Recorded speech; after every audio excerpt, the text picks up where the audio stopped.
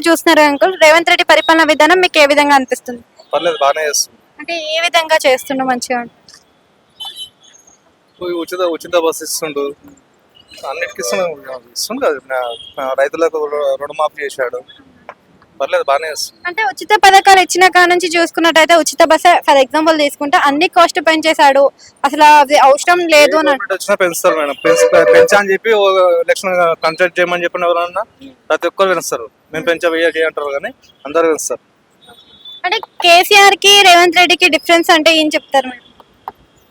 ఎవరు పరంగా వాళ్ళది. అంటే డిఫరెన్స్ తెలుస్తుంది కదా, వాళ్ళలో వాళ్ళు ఇచ్చిన పథకాలు కానీ వాళ్ళు చేసిన పరిపాలన కానీ ఈయన చేస్తున్న పరిపాలన కానీ.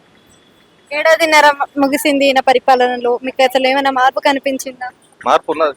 ఎటువంటి మార్పులు చూసారు అసలు?